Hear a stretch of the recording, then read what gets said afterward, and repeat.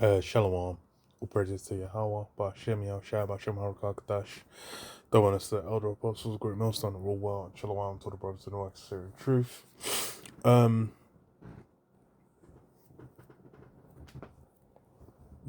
this article on the New York Times talking about essentially, the huge shift that's come with Trump getting in office, just globally.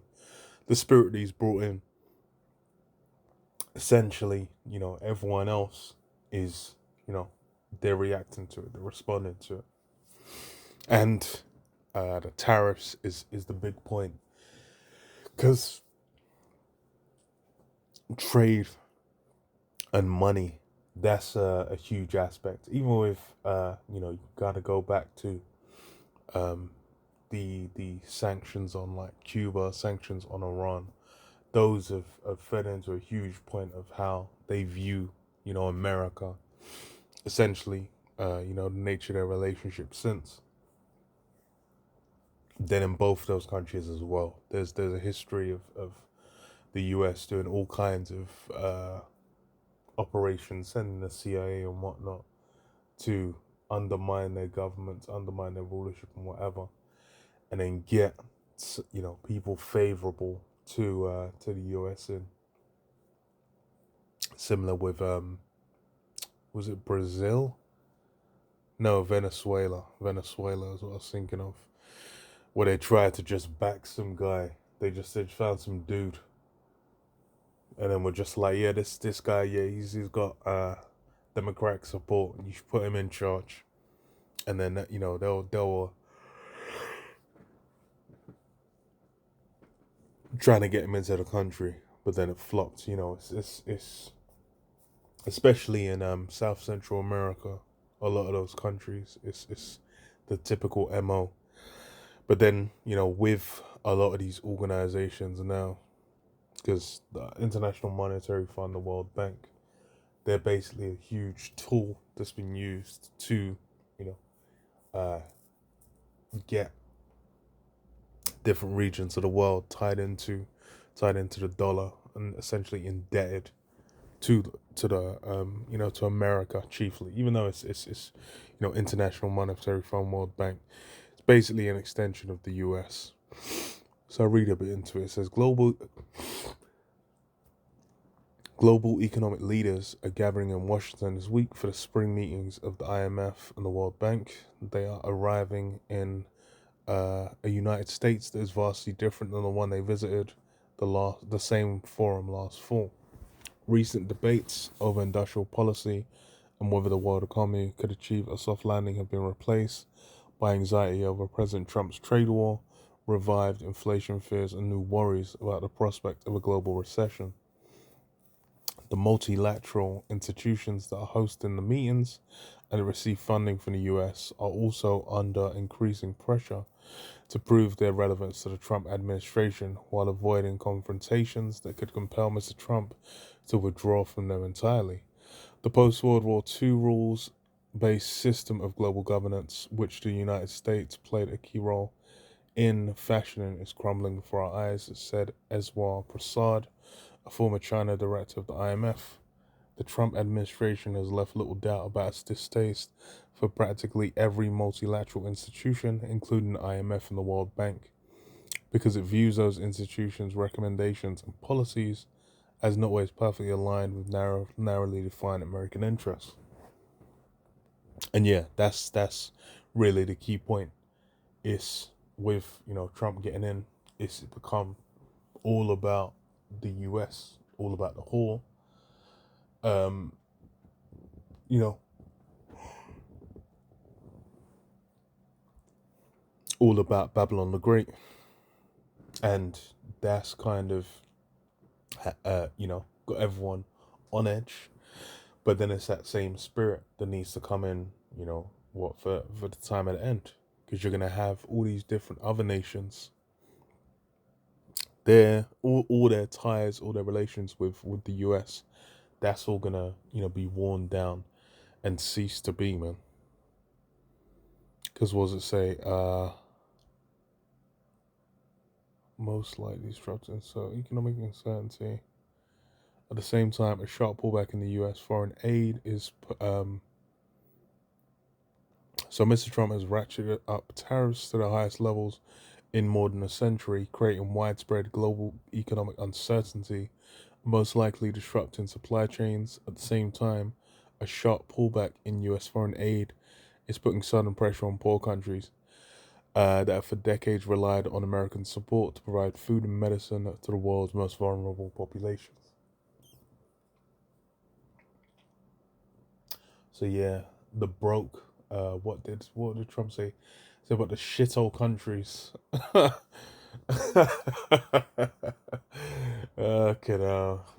shithole countries are gonna be broke as fuck, cause are gonna be broke as fuck. Cause what do you call it? They're basically reliant on the U.S. Giving them a hand, and then what it says, well, the supply chains. Thing with the supply chains as well is similar to other kind of industries where you might not like the inventory that people have in shops and stores of even electronic goods or whatever right now might not get a markup because that's already inside the country. But then, the next bit of stock might just have the initial tariffs on them, price markup, but then afterwards you're going to have the cost of increased materials through the tariffs, and then adding on to that the markup as well. So there's multiple layers because of like depending on the supply lines as well, because there's a lot of countries, it's a lot of the tariffs were basically measured in like how much trade do they get from China kind of a thing. So it's like if you buy stuff from China, there could be a markup there immediately anyway. Then another markup when you want to get access to the US market. So it's all kinds of fucked. It's all kinds of fucked. Um,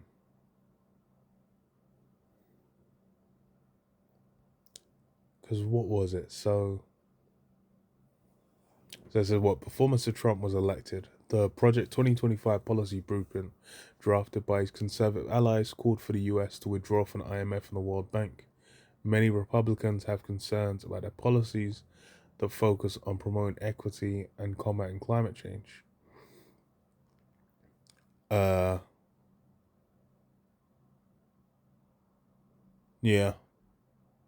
I think the IMF is going to try to maintain a low profile during these meetings because it's awaiting the Trump administration's review. Yeah, that's the thing is like the equity that what the DEI has become the boogeyman of the minute.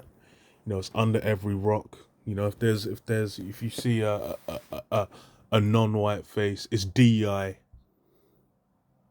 So that you don't give them any money, man. Dry up their funds. And this is how these things are looking. People are antsy. People are on edge, and then with what do you call it? With these all these different institutions, it's looking like a lot of these things are either going to be reduced in scope or scale, or just switched up entirely. And then all this, as far as the quakes, the tremors being felt through the economy, is what you call it. All of this quaking through the economy is just laying the groundwork for, fully upending it or pushing it to an extreme, to where the MOTB, that mark, looks like salvation, man. Because you even had what's his name, Vance. JD Vance is on the Daily Beast. It says Vance warns of dark time for humanity and doomsday speech. And This guy went to meet the Pope, before he croaked. Like I think a day before he croaked or something like that, a day or two. And the guy had a heart attack and died. I mean, obviously he was looking fucking done. They shipped him out on Easter, and then it was just, it seemed like it was a bit too much. He was toast. But J.D. Vance painted a bleak picture of the future in a speech comparing India with the self-loving West. The vice president predicted a prosperous and peaceful partnership in the U.S. And India. No, if the U.S. and India work well together, while making a case for America selling more energy and defense equipment to its trading partner. But I also believe that if we fail to work together successfully, the 21st century will be a very dark time for all humanity, he continued. Speaking in Japan on the second day of a 4-day trip to India with his wife, Usha, and their 3 children, Vance spoke of India's promise while making no secret of his antagonism towards Western leaders. So J.D. Vance has really been at the front of, making schisms, especially with like the EU heavily. That's really where he's kind of just been going out with that ignorant America first kind of mindset. And previously that Biden wasn't moving like that, and Trump was moving like that as well in 2016. But then now, this guy's kind of been pushed as at the forefront, kind of going around doing these things. And that as well, just look at prophecy, the relationship breakdown between the different European nations versus America. Because why? They're gonna flip. They're gonna be fucking with Russia as far as them as well. It's like, and that's the thing, is you've had the relationship with Russia prior, especially with Germany. Germany is a key one, where the gas they were getting from Russia was giving benefits to their economy. But then it's the US antagonism mainly, and kind of the Russian warmongering. But then even now they've just said like, well, Trump was just like, you guys got to deal with that yourself. Like talking like he's gonna withdraw from NATO to essentially focus on America. And that again is prophecy. Bawdy said the vice president complained about the sameness and flatness of some Western countries. He praised the vitality and excitement about India, but continued, it's a striking contrast with too many in the West, where some in our leadership class seem stricken by self-doubt and even fear of the future. To them, humanity is always one bad decision away from catastrophe, and the world will soon end. They tell us because we're burning too much fuel, or making too many things, or having too many children. They cancel nuclear and other energy generation facilities, even as their choices, the choices of these leaders lead to more dependence on foreign adversaries. Meanwhile, their message to their friends to countries like India is tell them they are not allowed to grow well. Yeah. So he's it's funny as well, because he's got an Indian wife. That's funny as hell. That's the joke as well. With what you call it, the whole especially with the whole white nationalist movement, man. They it's funny. They always have non-white wives, which is funny as hell. But then it's the other nations' women are more, even Jake women as well. They get with a white dude, they're just looking at him like he's a god on earth, man. So it's clear why. Jake get with a Jake woman, and that's not happening.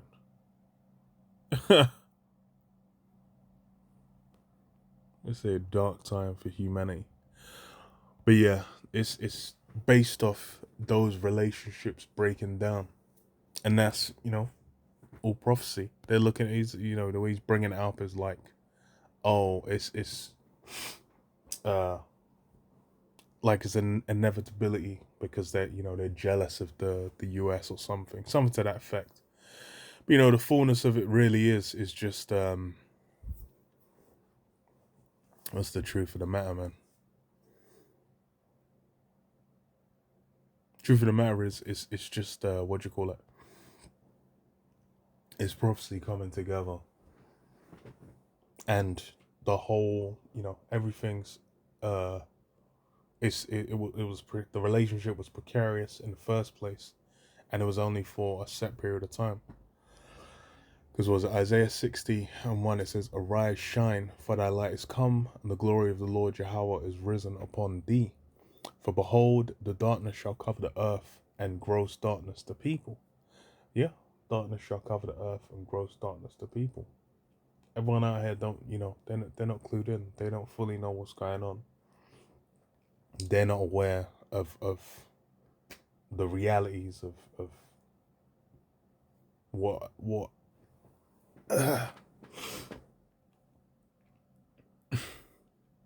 what's really going on out here. They've been blinded, and then as well as them trying to understand what the nature of what's happening. The reality of it is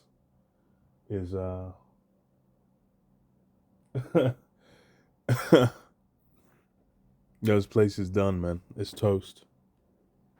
And it's basically because the word of Yahweh Hashem Yahshua Hashem Harakah Kadash has gone forth, and it's gonna fulfill what's gone out, what it needs to do. It says, "But the Lord Yahweh shall rise upon thee, and his glory shall be seen upon thee." Yeah, those are the elect, man. Daniel 2:41, it says, "And whereas thou sawest the feet and toes, part of potter's clay and part of iron, the kingdom shall be divided, but shall be in it of the strength of the iron. For so much as thou sawest the iron mixed with fiery clay." And then we know from the verse above, when it's going into the Romans, the iron is those great iron teeth, the weaponry, the military capabilities. And that's, been Esau's blessing from the first. Esau was blessed with a sword, and that's the means by which he executes and gains power on earth. And then what part of iron, part of clay. But then you have the strong parts. Well, I'll read on. So it says, "As the toes of the feet were part of iron and part of clay, so the kingdom shall be strong, partly strong and partly broken." So yeah, you have partly strong, partly broken. So you have those that are more reliant on the the alliances, the trade deals, the European economic community, and then the EU that it became. They basically needed the strength of the allies around them to, get a full, be able to, what do you call it? Fully be in their power. But then, as far as for what do you call it?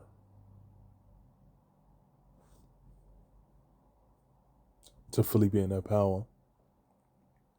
But then you have other parts of these countries where they're just they had far more fullness of their strength, man, from the jump.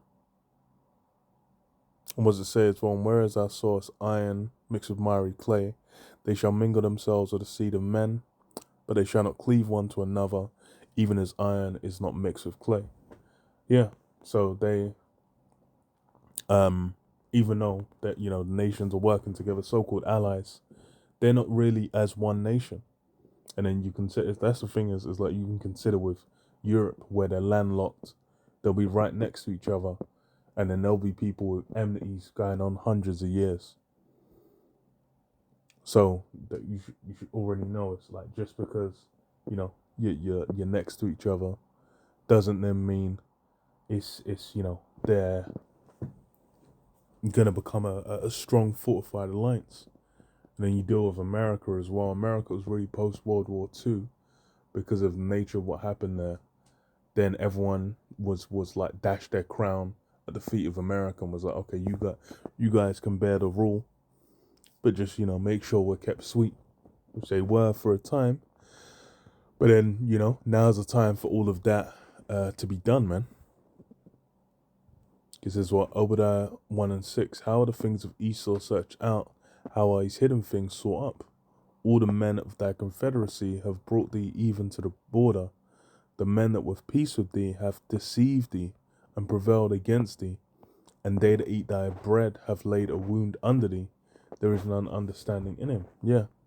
So those that were, confederate, those that were allies with you, they're working with you. They ate your bread. They got good off you. And that's, you go to Revelation like 19 or 18, I believe. Say about how, the merchants are going to be lamentating when America's taken out. Because why? They were able to make good money. They were able to live good off it. But, all those allies, what they've turned on you.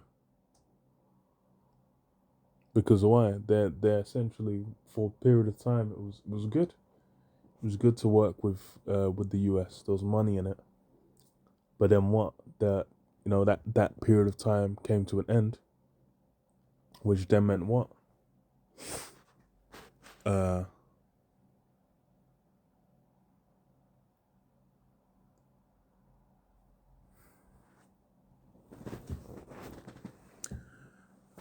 Which meant it was a wrap, man.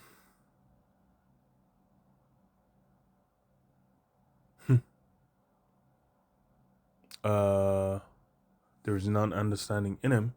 Shall I not in that day saith the Lord Jehovah, even destroy the wise man out of Edom, and understanding out of the mountain of Esau, and thy mighty men, O Teman, shall be dismayed, to the end that every one of the mount of Esau may be cut off by slaughter. For thy violence against thy brother Jacob, shame shall cover thee, and thou shalt be cut off forever. And yeah, it's because, even the core of how Esau's power, Esau's rule was established was what? Off the backs of the northern kingdom in America getting decimated so they could get the fatness of the land and all the resources, all the goods. And then even the southern kingdom as well, through that hardcore bondage. Put them into, a legendary slavery, which, is still got Jake completely decimated and destroyed till now. But